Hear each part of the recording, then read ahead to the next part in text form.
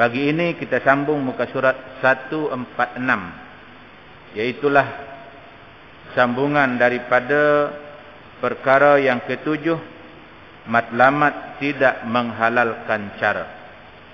Dengan bukti yang nyata bahawa laut mati yang dirakam oleh Allah dalam Al-Quran, yang mana bumi ataupun sekitar laut mati itu, tanahnya asal usulnya ialah satu perkara yang berlaku dengan kuasa Allah Ta'ala, yang di bawah tu ke atas, yang di atas tu ke bawah. Allah terbalikkan bumi itu.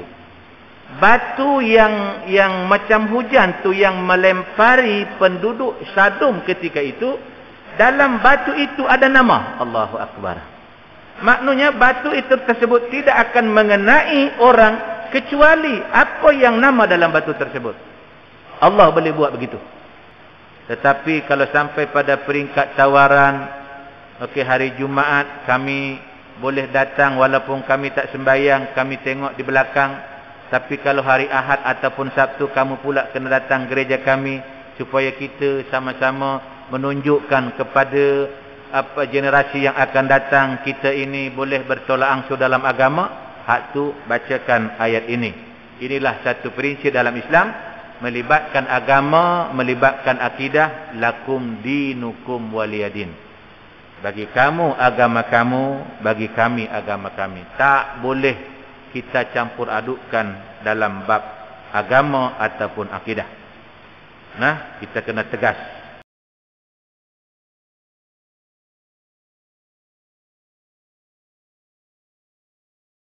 Assalamualaikum warahmatullahi wabarakatuh.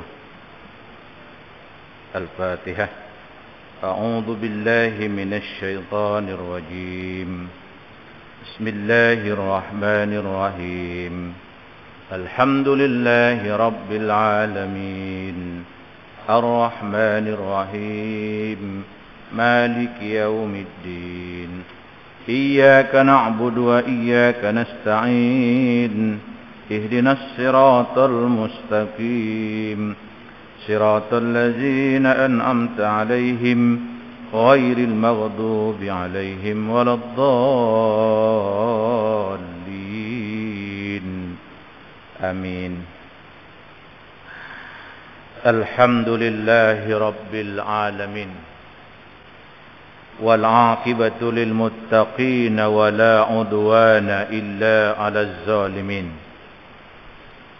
أشهد أن لا إله إلا الله وحده لا شريك له وأشهد أن سيدنا محمدا عبده ورسوله صلى الله عليه وسلم لا نبي بعده. سبحانك لا علم لنا إلا ما علمتنا إنك أنت العليم الحكيم ولا حول ولا قوة إلا بالله العلي العظيم. وقال الله سبحانه وتعالى في سورة التوبة: أعوذ بالله من الشيطان الرجيم وعلى الثلاثة الذين خلفوا حتى إذا ضاقت عليهم الأرض بما رحبت وضاقت عليهم أنفسهم وظنوا أَلَّا مَلْجَأَ مِنَ اللَّهِ إِلَّا إِلَيْهِ ثُمَّ تَابَ عَلَيْهِمْ لِيَتُوبُوا إِنَّ اللَّهَ هُوَ التَّوَّابُ الرَّحِيمُ. Surah At-Taubah ayat 118 yang bermaksud, dan Allah menerima pula taubat 3 orang yang ditangguhkan penerimaan taubat mereka, hingga apabila bumi yang luas ini terasa sempit kepada mereka, kerana mereka dipulaukan, dan hati mereka pula menjadi sempit kerana menanggung duka cita, serta mereka yakin bahawa tidak ada tempat untuk mereka lagi dari kemurkaan Allah, melainkan kembali bertaubat kepadanya. Kemudian Allah memberi taufik serta menerima taubat mereka supaya mereka kekal bertaubat Sesungguhnya Allah, dialah menerima taubat lagi maha mengasihani. Wa qala al-muallif rahimahullahu ta'ala wa nafa'ana bi ulumihi fid dharain amin ya rabbal alamin. Tuan-tuan muslimin muslimat kuliah subuh yang dirahmati Allah Subhanahu wa taala, pagi ini kita sambung muka surat 146, yaitulah sambungan daripada perkara yang ketujuh, matlamat tidak menghalalkan cara. Muka surat 146 dengan tajuk beberapa penegasan. Bekerja untuk menegakkan kebenaran tidak boleh menggunakan cara-cara yang batil atau cara-cara yang bercanggah dengan hukum syarak untuk mencapai tujuan dan matlamat perjuangan. Sekalipun cara yang batil itu hanya dengan satu kalimah ataupun satu slogan. Kerana Allah Subhanahu wa taala berfirman, "Qulil haqqu mir rabbikum faman syaa'a falyu'min wa man syaa'a falyakfur." Kata Allah Subhanahu wa taala dalam suratul Kahfi ayat 29, yang bermaksud, katakanlah wahai Muhammad, kebenaran itu dari Tuhanmu. Maka barang siapa yang mahu, maka hendaklah ia beriman. Dan barang siapa yang mahu, yakni kepada kekufuran, maka ia menjadi kafir. Tuan-tuan muslimin muslimat rahimakumullah, bahawa di dalam menyampaikan dakwah Islam untuk mengajak dan menyedarkan dan membimbing manusia ke jalan yang diredai oleh Allah Subhanahu wa taala, yaitulah dengan agama Islam yang sebenar yang dibawa oleh Rasulullah sallallahu alaihi wasallam, maka prinsip yang dibawa oleh Nabi yang dipandu oleh Al-Quran, yakni wahyu Allah Subhanahu wa taala, dalam mencapai matlamat dalam mengembangkan agama ataupun syariat Islam, bahawa Al-Quran telah memberi panduan kepada kita dengan tajuk yang kita bincang hari itu, matlamat tidak menghalalkan cara. Bermaksud di sini demi untuk mencapai kemenangan ataupun untuk mencapai matlamat tersebut, menggunakan perkara yang bercanggah dengan hukum syarak, sama ada dalam bentuk ugutan ataupun dalam bentuk habuan, ataupun dalam bentuk slogan. Contohnya, kita katakan bahawa kalau kamu tak mau ikut serta, kamu akan dibunuh. Itu bersifat ugutan. Maka dia melaksanakan ajaran Islam itu dengan cara terpaksa. Maka Islam tidak memberi kebenaran tersebut. Ataupun janji-janji manis dalam bentuk slogan, ianya juga tidak dibenarkan dalam hukum syarak. Di dalam Islam ni kita mengajak orang dalam bentuk kesedaran, bukan dalam bentuk paksaan. La ikraha fid din, qad tabayyana ar-rusydu minal ghayy. Di dalam agama ni tak ada istilah paksa. Tetapi dalam kita mengembangkan agama Islam tersebut, bahawa ada pilihan daripada Allah Subhanahu wa taala. Dia kekal dalam kekufuran dia, terimalah akibat daripada Allah. Tetapi bila mana dia beriman kepada Allah Subhanahu wa taala, seperti mana apa dia pahala, yakni janji-janji Allah Subhanahu wa taala dalam Al-Quran, maka dia memilih untuk berada dalam kebenaran. Ianya adalah satu perkara yang ditegaskan oleh Allah Subhanahu wa taala. Yang kedua, kebenaran itu adalah satu sifat yang menyeluruh. Tidak boleh dibahagi-bahagikan atau dijuzuk-juzukkan. Oleh sebab itu, meninggalkan mahupun bertolak angsur dengan satu unit dari kebenaran berarti meninggalkan atau bertolak angsur dalam seluruh kebenaran, kerana tidak ada yang wujud lagi selepas petunjuk kecuali kesesatan. Untuk tujuan tolak angsur inilah golongan orang-orang kafir Quraisy Mekah menawarkan kepada Rasulullah sallallahu alaihi wasallam beberapa tawaran yang lumayan sebagai tukaran dalam beberapa hal yang berhubung dengan akidah. Lantas baginda menjawab secara tegas dengan membacakan ayat Al-Quran Suratul Kafirun. Tuan-tuan muslimin, muslimat rahimakumullah. Sebelum berlakunya peristiwa hijrah, bahawa Nabi sallallahu alaihi wasallam dengan bersusah payah, dengan tohmahan, dengan cacian dan makian daripada kafir-kafir Quraisy, di antara yang termasyhur ialah Abu Jahal dan juga Abu Lahab. Inilah di antara watak-watak ketua-ketua penentang Rasulullah di Makkatul Mukarramah. Tuan-tuan, bukan masa yang sekejap. 13 tahun Nabi menyampaikan kebenaran, yakni akidah. Ketika zaman ataupun proses Mekah, hanya 3 perkara sahaja yang dititik beratkan. Terutamanya ialah masalah akidah. Yang kedua ialah masalah akhlak, yakni budi pekerti.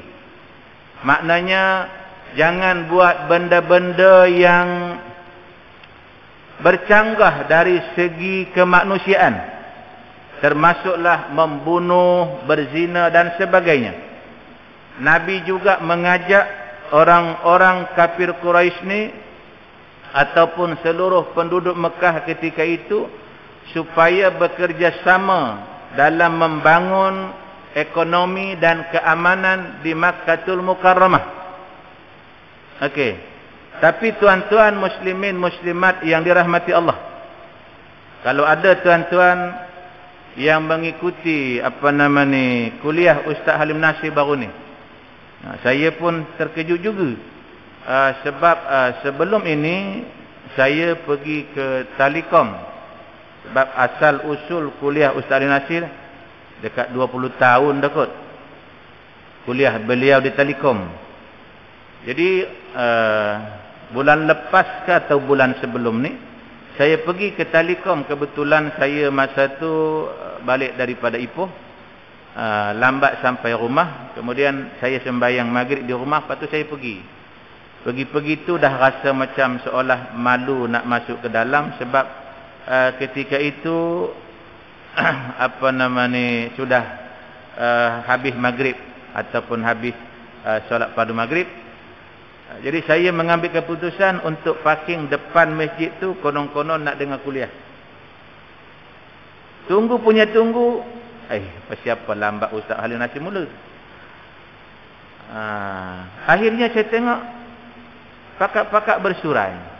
Rupa-rupanya Ustaz Halim Nasir tak hadir ketika itu. Jadi baru tahu rahasianya. Rupa-rupanya Masjid Talikom di antara yang tidak berani untuk menghadirkan atau memanggil kuliah ustaz yang berada di luar daripada negeri Perak. Termasuklah yang kedua, bahawa masih ada lagi masjid dan mungkin berdasarkan kepada SOP ataupun peraturan yang tidak memberi kebenaran kuliah ustaz ataupun penceramah umur 70 tahun ke atas. Okey. Jadi akhirnya penganjur merasakan ustaz-ustaz ataupun pengkuliah-pengkuliah yang beri kuliah di Telekom menyadari akan hakikat ada di antara tuan-tuan guru kita ni yang memang semata-mata pendapatan ataupun pencaharian mereka semata-mata memberi kuliah. Jadi bila kuliah-kuliah ni batal atau tidak dibenarkan kuliah, maknanya macam mana dengan komitmen mereka, utang kereta, perbelanjaan anak dan sebagainya. Maka penganjur mencari satu jalan, cari di antara yang boleh menerima dan berani untuk membenarkan kuliah ustaz daripada luar negeri Perak, ialah Masjid Lama Taiping ataupun Masjid Melayu Taiping. Okey. Dan baru ni pun dia tidak menyambung surah yang sebelum ini dalam Telekom, tapi dia memberi satu tajuk, memerdekakan jiwa daripada iblis dan juga syaitan. Beliau merujuk daripada suratul Furqan ayat 41 dan juga ayat 42.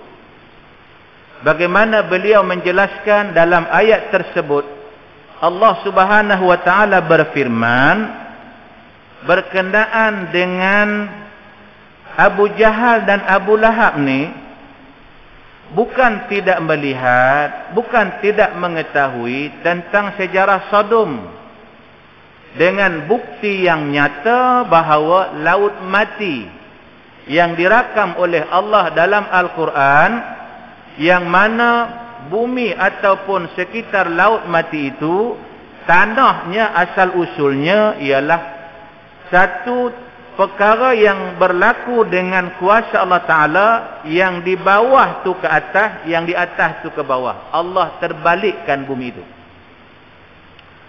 Yang keduanya, bila Allah ambil tanah ataupun bumi di sekitar itu, kemudian Allah hempapkan kembali. Kalau tuan-tuan pergi ke sana, kita akan melihat satu keadaan yang luar biasa. Iaitulah keadaan ataupun sekitar tersebut dia lebih rendah daripada paras laut. Maknanya tanah tersebut Allah telah kebawahkan lagi. Maknanya kita kena menurun ke bawah sana. Saya pun tak pergi, hanya cerita daripada kawan-kawan ataupun bekas-bekas pelajar yang sampai ke sana. Okey. Malah rupa-rupanya Ustaz Alim Nuk juga membacakan satu ayat Al-Quran berkenaan dengan peristiwa sebelum Allah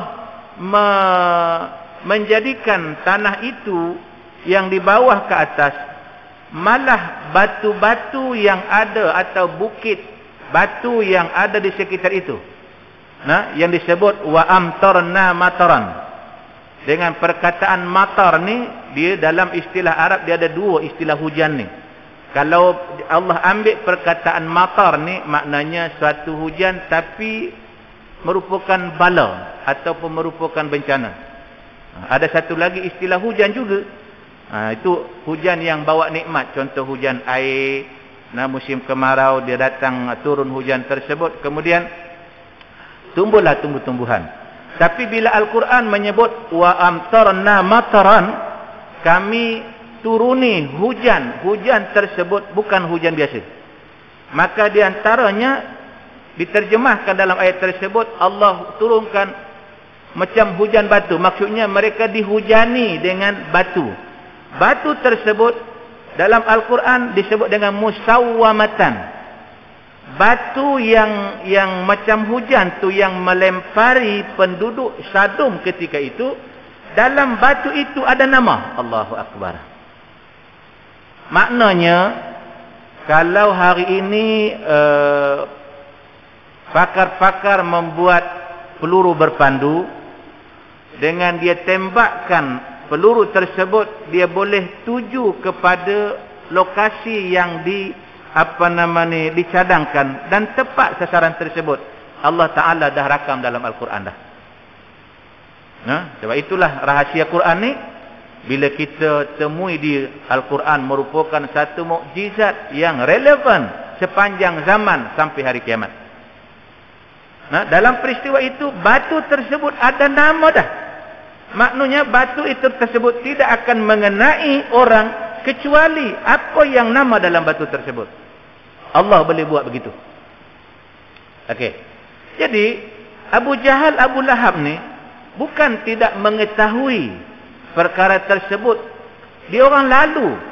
Sebab orang Arab ni, Arab Mekah ketika itu, dua di antara destinasi mereka yang disebut sebagai Rihlatas Syita'i was-Saif, pada musim luruh dan juga musim sejuk tu, mereka ni punca perniagaan mereka ialah pertama negeri Syam ataupun sekitar Palestin, termasuklah mereka melawat negeri Sodom yang ada pada ketika ini, dan juga negeri Yaman. Ini dua tempat mereka untuk berniaga.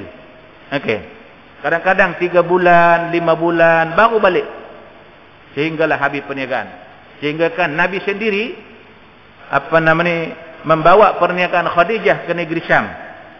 Nah, maknanya orang Mekah ni bahawa mereka membawa perniagaan dengan untung yang banyak.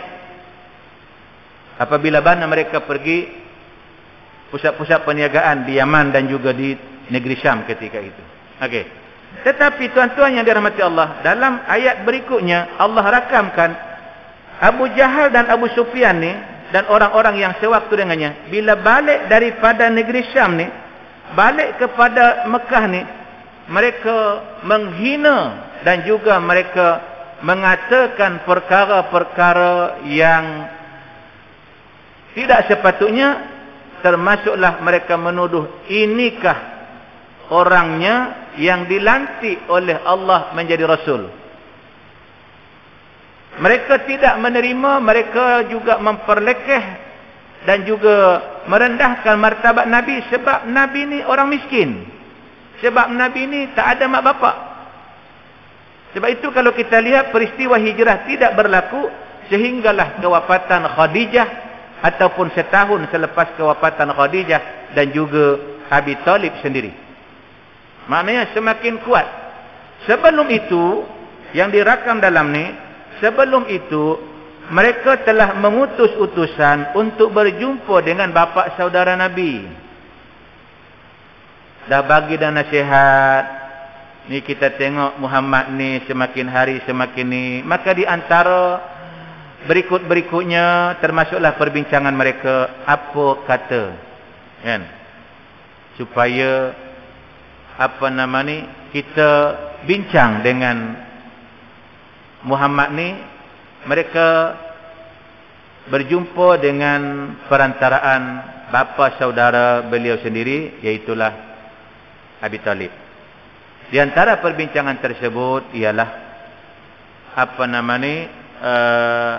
menukar bagi Muhammad kepada mereka. Mereka menjanjikan memberikan pemuda yang mereka anggap lebih handsome, lebih cerdik, lebih daripada segalanya kepada Abi Talib. Ini di antara cadangan mereka. Tujuannya supaya Muhammad ni dibunuh begitulah ataupun dihapuskan. Okey. Yang dalam ayat ni yang Nabi tolak tersebut bila Abi Talib mencadangkan, memberitahu tentang cadangan mereka, termasuklah melantik Nabi menjadi pemimpin di kota Mekah, memberikan modal ataupun rasuah dalam bentuk perniagaan, duit, termasuklah juga kalau Muhammad ni bersetuju, mereka juga akan memberikan ataupun mengkahwinkan Muhammad ni dengan perempuan mana-mana yang dia rasa nak. Cakap je. Maka tawaran-tawaran inilah di antara yang diberikan kepada Rasulullah dengan pulangannya apa dia? Tolong kurangkan, atau kalau boleh tinggalkan dakwah yang dibawa oleh Rasulullah. Maka dalam inilah tuan-tuan yang dirahmati Allah, Al-Quran dan sirah Nabi mengajar kita bahawa dalam menyampaikan dakwah ni kita tak boleh bertolak ansur dengan meninggalkan prinsip. Sebab itulah tuan-tuan yang dirahmati Allah, mudah-mudahan Allah memberi kurnia kepada Menteri Agama yang terbaharu. Beliau telah pun merombak ahli jawatan kuasa pengkaji undang-undang syariah dan sivil di kalangan mereka yang ada berotoriti. Saya tengok dalam senarai itu, Allahu Akbar, memang hebat-hebat. Mudah-mudahan kepakaran mereka ini dapat mengkaji, sebab Menteri Agama berjanji dalam diri dia, sebelum dia mati, dia ingin melihat supaya enactment jenayah syariah dapat dilaksanakan di Malaysia. Okey, maknanya inilah satu prinsip di dalam Islam. Walaupun sebelum ini macam-macam tuduhan, tuan-tuan, enactment ataupun undang-undang jenayah 355 ni lama dah. Tuan-tuan lagi lama dengar. Kadang-kadang nampak macam ada harapan, timbul, tenggelam balik, lepas tu angkat balik, timbul balik. Jadi mudah-mudahan selepas ini ramailah yang menyokong, terutama di kalangan orang-orang Islam. Yang masalah kita hari ini, pertamanya kita tak dapat nak mengharapkan orang yang bukan Islam untuk menyokong enactment ini. Jangan haraplah. Mereka akan mencari berdolak dalih. Jangan mengatakan hukum ini tidak bertamadun, hukum ini tidak relevan, hukum ini hukum yang lapuk, macam-macam. Malah ada di kalangan orang Islam sendiri, dia Islam, dia juga di antara orang yang tidak menyokong enactment ini. Ini merupakan satu perkara yang tidak sepatutnya berlaku. Dia Islam, tapi dia tidak suka kepada undang-undang Islam. Lalu Rasulullah SAW dengan menjawab di dalam Al-Quran surah Al-Kafirun, "Qul ya ayyuhal kafirun la a'budu ma ta'budun wa la antum 'abiduna ma a'budu wa la ana 'abidum ma 'abadtum wa la antum 'abiduna ma a'budu lakum dinukum waliyadin." Katakanlah, wahai Muhammad, ya ayyuhal kafirun, wahai orang-orang kafir, aku tidak menyembah apa yang kamu sembah, dan aku tidak pernah menjadi penyembah apa yang kamu sembah, dan kamu tidak pernah pula menjadi penyembah Tuhan yang kusembah. Untukmulah agamamu dan untukkulah agamaku. Maknanya dalam prinsip akidah, apapun tawarannya, apapun janjinya, kita tak boleh bertolak ansur. Tapi kalau setakat contohnya dalam membina negara, kan, yang membawa keamanan kepada keseluruh umat manusia tanpa mengira latar belakang bangsa dan agama, silakan. Tuan-tuan, kita berada pada sekitar ataupun persekitaran yang mana untuk bergotong royong supaya tidak ada nyamuk Aedes, supaya longkang bersih, keselamatan jalan raya, keselamatan kampung atau taman kita, bekerjasama, tak ada masalah. Tetapi kalau sampai pada peringkat tawaran, okey, hari Jumaat kami boleh datang walaupun kami tak sembahyang, kami tengok di belakang. Tapi kalau hari Ahad ataupun Sabtu, kamu pula kena datang gereja kami, supaya kita sama-sama menunjukkan kepada generasi yang akan datang, kita ini boleh bertolak ansur dalam agama. Hak tu, bacakan ayat ini. Inilah satu prinsip dalam Islam, melibatkan agama, melibatkan akidah, lakum dinukum waliyadin. Bagi kamu agama kamu, bagi kami agama kami. Tak boleh kita campur adukkan dalam bab agama ataupun akidah. Nah, kita kena tegas. Yang ketiga, kebenaran itu sewajarnya dipertahankan dengan kekuatan, malah dikorbankan apa sahaja untuk mempertahankannya, dengan tidak tunduk kepada sebarang tawar-menawar, sekalipun dalam bentuk godaan nikmat mahupun ancaman ataupun siksaan. Kerana inilah tukang-tukang sihir Fir'aun apabila melihat kebenaran telah jelas di hadapan mereka, mereka tidak lagi mengindahkan ancaman Fir'aun. Sebaliknya mereka merasa mulia dengan keimanan mereka, iman yang mengatasi segala-galanya. Mengatasi segala bentuk kepentingan diri. Mereka berkata kepada Fir'aun. Okey, tuan-tuan yang dirahmati Allah, sebelum ayat surah Taha ayat 72 ini, sebenarnya panjang ceritanya. Cuma saya nak ringkaskan sahaja. Yang berkenaan dengan ayat ini ada lagi dalam Al-Quran yang dirakam oleh Allah Subhanahu wa taala dalam suratul A'raf, bermula daripada ayat 115 hingga 122. Iaitulah berkenaan dengan peristiwa. Dalam tu Allah ceritakan rentetan daripada peristiwa ini. Faqdi ma anta qadin. Yang mana dalam ayat suratul A'raf ni, Fir'aun telah menjanjikan dua benda kepada tukang-tukang sihirnya. Yang pertama, Fir'aun telah menjanjikan kalau kamu dapat mengalahkan Nabi Musa, ada habuan menunggu. Yang kedua, janji dia, kalau kamu dapat mengalahkan Nabi Musa, kamu adalah orang yang paling hampir dengan aku. Nah, tuan-tuan zaman tu biasalah. Nah, macam kita lah tuan-tuan. Cuba tuan-tuan tengok dalam kehidupan kita ni. Kalau kita ada pangkat kedudukan, contoh kita lah. Katalah kalau dalam politik, kita ni ketua bahagian. Kan? Ramai kawan kita. Siapa nak berkawan dengan kita? Sebenarnya kawan-kawan kita tu mengharap kat kita ni nak bagi projek je. Ya. Ada habuan menunggu. Begitu jugalah Fir'aun ni. Mana-mana tukang-tukang sihir yang rapat dengan dia adalah habuan dia. Okey, mereka rasa seronok ni.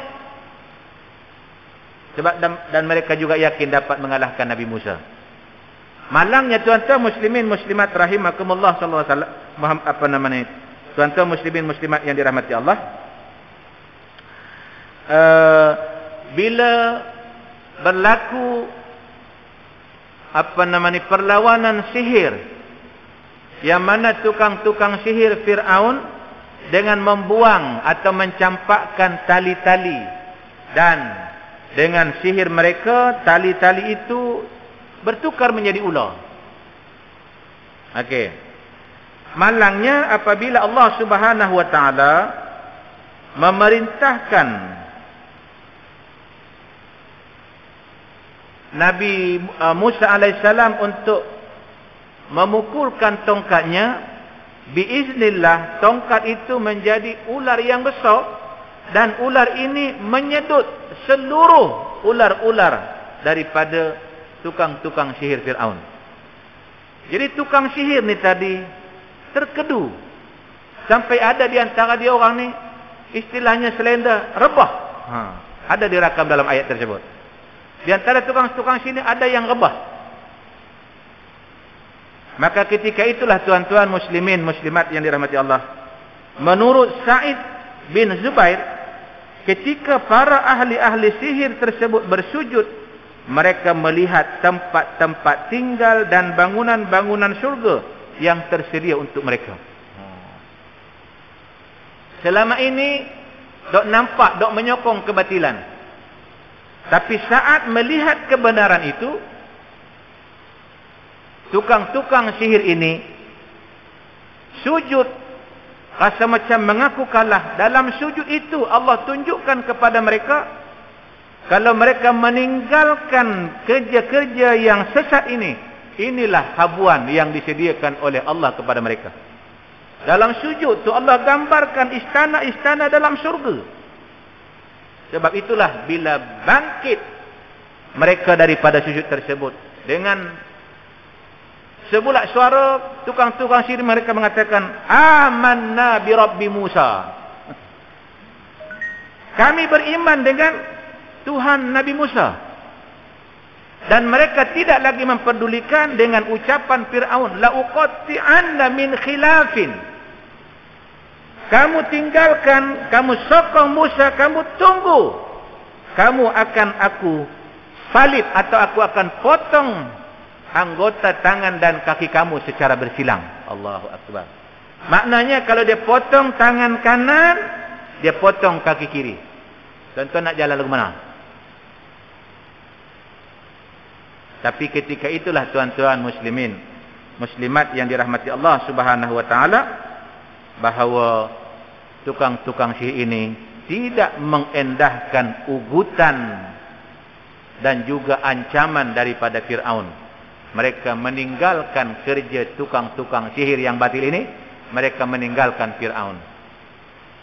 Adapun di antara dua orang watak yang saya ceritakan tadi, walaupun mereka telah menyaksikan, malah tuan-tuan yang dirahmati Allah, mereka telah menyaksikan di Jabal Qabis ketika peristiwa iqtarabatis sa'atu wansyaqqal qamar.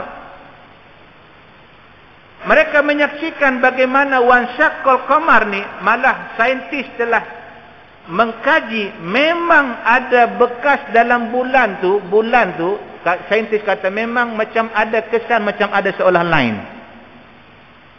Mereka membuktikan tentang Al-Quran, iqtarabatis sa'atu wansyaqqal qamar. Di Jabal Qabis, bulan terbelah dua atas permintaan seorang raja dan juga Abu Jahal ketika itu untuk meminta Rasulullah menunjukkan betulkah dia sebagai seorang nabi. Kalau betul, mai panggil turun bulan tersebut turun, kemudian masuk dalam jubah nabi, sebelah masuk, keluar sebelah lengan kanan, sebelah lagi belah kiri, kemudian naik semula bercantum, patah balik ke situ. Tuan-tuan yang dirahmati Allah, Abu Jahal ada, Abu Lahab ada ketika itu, menyaksikan betapa dahsyatnya mukjizat yang tak mungkin berlaku dalam kehidupan kita. Itu adalah mukjizat daripada Allah Subhanahu wa taala yang diberikan kepada Rasulnya. Pun lepas je tu tuan-tuan, dia berpaling, dia kata, aku lama dah tengok tukang nabi, sihir nabi. Inilah sihir nabi yang paling dahsyat. Tuan-tuan muslimin, masih lagi dia punya hati berkarat tu, masih tidak menerima ajaran yang dibawa oleh Rasulullah. Sedangkan kita lihat tukang-tukang sihir yang hebat di zaman Nabi Musa alaihissalam, bila melihat mukjizat Nabi Musa, tongkat Allah tukarkan dengan ular. Ular ini menelan semua ular-ular tukang sihir tersebut. Mereka rebah dan sujud. Dalam sujud itulah tuan-tuan, Allah beri petunjuk kepada mereka untuk meninggalkan kebatilan tersebut. Tuan-tuan muslimin, muslimat yang dirahmati Allah. Lalu Allah berfirman dalam surah Toha ayat 72, faqdi ma anta qadin innama taqdi hadhil hayatud dunya. Inna amanna bi rabbina liyaghfira lana khatayana wa ma akrahtana alaihi minas sihri wallahu khairun wa abqa.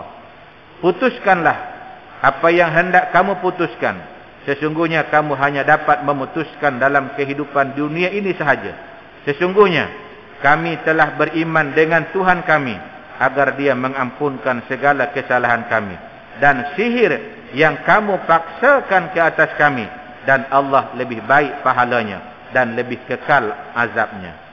Rasulullah SAW sendiri ketika ditawarkan kepada kerajaan, kemegahan dan harta kekayaan, agar baginda mengurangkan dakwahnya, membalas tawaran tersebut dengan bersabda, wallahi law wada'u syamsa fi yamini wal qamara fi yasari ala an atruka hadzal amra ma taraktuhu hatta yuzhirahu Allahu au ahlika dunah. Demi Allah, kata Nabi di dalam Al-Quran, dalam hadis kata Nabi, jika sekiranya kamu meletakkan matahari di sebelah tangan kananku dan bulan di sebelah tangan kiriku dengan harapan agar aku meninggalkan urusan dakwah ini, tidak akan aku tinggalkan. Sesungguhnya Allah menzahirkannya, sehinggalah Allah menzahirkannya, ataupun aku sendiri binasa kerananya. Inilah satu ucapan yang disebutkan oleh Rasulullah. Sebab itulah tuan-tuan, bila habis tak nampak jalan, itulah berlaku peristiwa pengusiran Nabi. Nabi dah dirancang pada malam tersebut akan dibunuh secara beramai-ramai setiap kumpulan daripada suku-suku Quraisy ketika itu. Maka pada malam itulah berlaku hijratul Rasul. Bukan Nabi pelarian lah. Nabi hanya menyelamatkan diri dia daripada dibunuh dan menyelamatkan Islam. Kita kena faham tu nah. Nabi bukan menyelamatkan jiwa dia semata-mata, tapi Nabi menyelamatkan Islam. Sebab kalau Nabi tak ada, maka ketika itu Islam akan terhenti. Untuk melangsungkan Islam yang dibawa oleh Rasulullah, maka Allah perintahkan, Nabi bukan lari nak, Allah perintahkan Nabi untuk tinggalkan Mekah dan menuju ke Madinah yang saya sebutkan pada bulan lepas. Maka selepas Nabi di Madinah lah berlaku Futuhul Mekah ataupun pembukaan kota Mekah. Tuan-tuan muslimin, muslimat rahimakumullah, insya-Allah sebagai bukan penghujung, ada lagi. Pada pertemuan yang akan datang kita bincang bab yang ataupun perkara yang keempat. Para pendokong kebenaran hendaklah dalam keadaan penuh sedar dan berwaspada. Mereka mestilah berpegang teguh dengan agama Allah. Apapun yang berlaku, kita kena kekal dalam prinsip menegakkan agama ataupun dakwah ataupun prinsip Islam. Bukan dengan sesetengah pihak sanggup meninggalkan perjuangan Islam, sanggup meninggalkan orang-orang Islam dan duduk dalam kumpulan orang yang beragama Islam semata-mata untuk menjadi YB, untuk menjadi dapat kedudukan, pangkat dan sebagainya. Macam mana kita nak jawab di hadapan Allah Subhanahu Wa Taala? Sebab itulah dalam bulan lepas di antara ayat Al-Quran yang saya bacakan berkenaan dengan termasuk di kalangan orang-orang munafik ni, apabila mengambil atau bekerja sama dengan orang yang bukan Islam dan meninggalkan orang-orang Islam. Itu termasuk di kalangan munafik. Bukan saya kata Al-Quran. Saya dah bacakan dah ayat tu pada bulan lepas. Dalam surah An-Nisa kalau saya tak salah. Dia sanggup duduk dalam kumpulan orang yang bukan Islam, sedangkan dalam masa yang sama ada orang-orang Islam, semata-mata untuk mencari izzah. Sedangkan Allah kata, ala innal izzata lillahi jami'a. Ketahuilah bahawa izzah itu sebenarnya adalah milik Allah. Dia akan memberikan izzah itu kepada sesiapa yang dia kehendaki. Okey. Wallahu ta'ala a'lam. Aqulu qawli hadza wa astaghfirullahal azim li wa lakum wa li sa'il muslimin wal muslimat fastaghfiruhu innahu ghafurur rahim. A'udzu billahi minasyaitonir rajim. Bismillahirrahmanirrahim. Alhamdulillahil alamin wassalatu wassalamu ala asyrafil anbiya'i wal mursalin wa ala alihi wa sahbihi ajma'in. Allahumma ighfir lana dhunubana wa liwalidina warhamhum kama rabbawna shighara. Allahumma inna na'udzubika ya Allah minal baras wal junun wal juzam wa min sa'il asqam wa na'udzubika ya Allah min coronavirus. Ya qahhar, ya jabbar, ya muntaqim, ya Allah bi qudratika wa iradatika ya arhamar rahimin. Allahumma ja'al jam'ana hadza jam'an marhuma wa tafarruqana min ba'dihi tafarruqan ma'suma. Rabbana atina fid dunya hasanah wa fil akhirati hasanatan wa qina adzaban nar. Wa sallallahu ala sayyidina Muhammadin wa ala alihi wa sahbihi wa barik wasallim. Walhamdulillahi rabbil alamin. Wassalamualaikum warahmatullahi wabarakatuh.